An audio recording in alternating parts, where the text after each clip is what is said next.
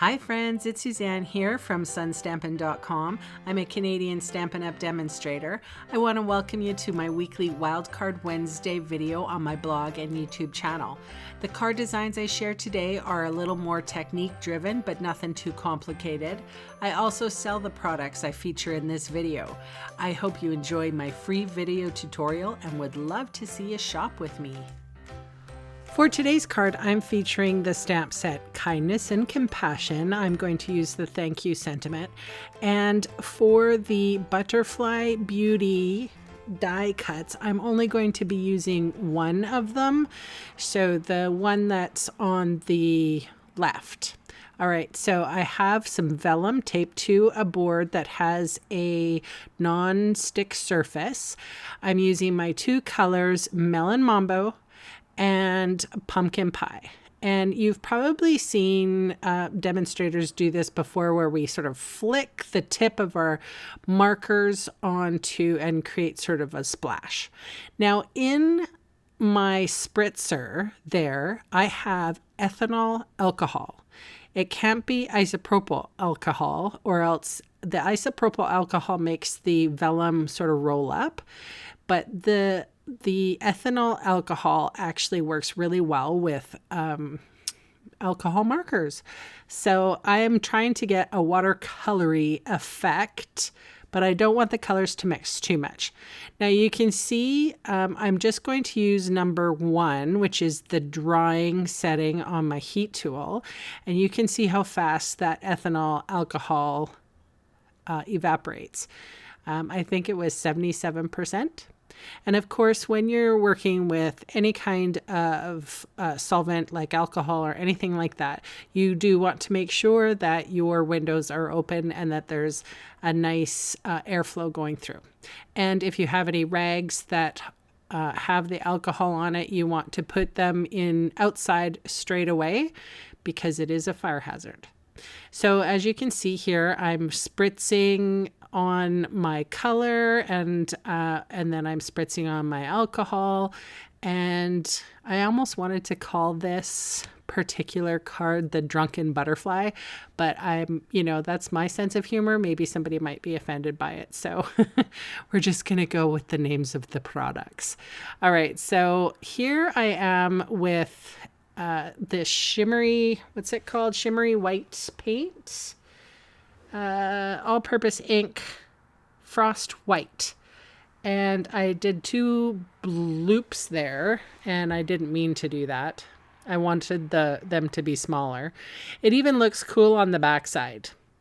But so what I did there, once the shimmery white paint was dry, I put my butterflies in the Big Shot and ran it through with my precision base plate. And now I'm cutting the butterflies apart. It actually took a while for me to get them out of the die as well. And it's just because that precision base plate cuts really well and it squishes the vellum up.